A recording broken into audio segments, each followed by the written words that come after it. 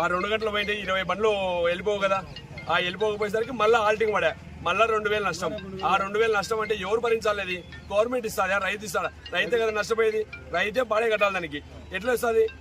అలా చేయాల్సిన అవి అమాలి దొరకక ఊర్లో సొంతంగా ఎత్తుకొని వస్తున్నాం ఇక్కడికి. మేము ఎంత ఇబ్బంది పడుస్తున్నాం అంటే ఒక పూట తినకుండా వస్తున్నాం మేము. ఒక పూట తినడానికి లేదు. ఈ నుంచి అక్కడ తిరిగి పోదామంటే ఈడ బండి సీనకపోతుందేమో అది భయంతో ఈయన ఉండాల్సి వస్తుంది సార్ మేము. అది కొద్దిగా దయచేసి ఆ డిపార్ట్మెంట్ పరంగా కానీ ఏదైనా కానీ కొద్దిగా ఉండి దగ్గర ఉండి కొద్దిగా చేపిస్తే బాగుంటుంది సార్. లేకపోతే ఇక్కడ కాకుండా ఇంకా గోడౌన్స్ దగ్గర ఉంటే పెట్టండి, మార్చండి. ఇది ఒకటే గోడలు పెట్టి మొత్తం నంద్యాల తాలూకా మొత్తం తెచ్చి అంటే ఇండియా ఎస్డిపి తరఫున ఈరోజు నంద్యాలలోని సెంట్రల్ వేర్ హౌస్కు రావడం జరిగింది. ఇక్కడ చూసుకుంటే రైతుల పరిస్థితి అధ్వానంగా ఉంది. దేశం మొత్తానికి అన్నం పెట్టే రైతులకు ఇక్కడ సదుపాయాలు లేక, ఇక్కడ పరిస్థితులు బాలేక వాళ్ళు పూర్తిగా చాలా వరకు ఇబ్బందులు పడుతున్నారు.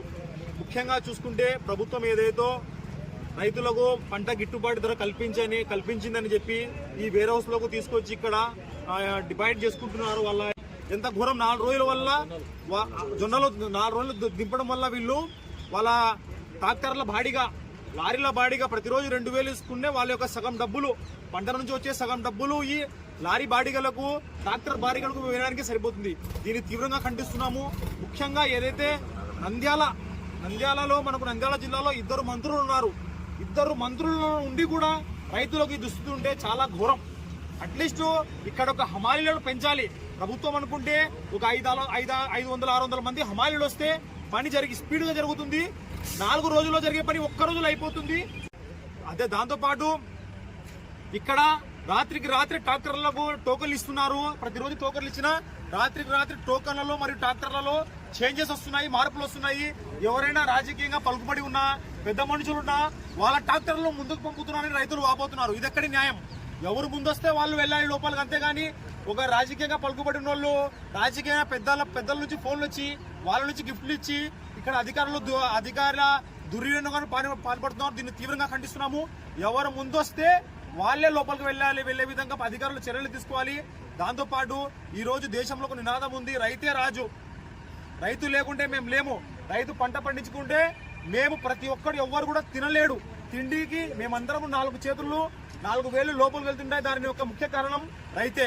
కానీ ఇక్కడ అదే అన్నదాత, మన దేశానికి మొత్తం అన్నం పెట్టే అన్నదాతకే ఇక్కడ ఎటువంటి సదుపాయాలు లేవు. కానీ నంద్యాల పట్టణంలోని రైల్వే స్టేషన్ దగ్గర గల సెంట్రల్ వేర్ హౌస్ ని social democratic party of India నాయకులు సందర్శించడం జరిగింది. సెంట్రల్ వేర్ హౌస్ లో రైతులు వారు పండించిన జొన్నలను ఇక్కడ వేర్ హౌస్ లో వేయడానికి వచ్చినారు.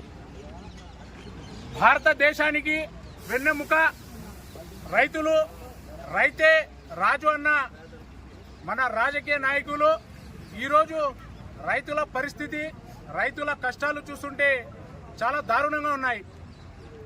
ఇక్కడ వచ్చి మేము చాలా మంది రైతులతో మాట్లాడడం జరిగింది. వారి యొక్క సమస్యలు కూడా తెలుసుకోవడం జరిగింది.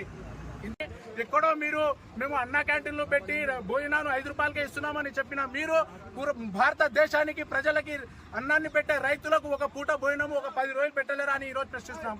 కావున ఇక్కడున్న రైతులకు నీటి వసతిని, భోజన వసతిని, వారి యొక్క సమస్యలు నంద్యాల జిల్లాలో ఉన్న మంత్రివర్యులు గౌరవనీయులు బీసీ జనార్దన్ రెడ్డి గారు మరియు ఎన్ఎండి ఫారూక్ గారు వీరి యొక్క సమస్యలను తీర్చాలని ఈరోజు social democratic party of India నుండి మేము డిమాండ్ చేస్తున్నాము.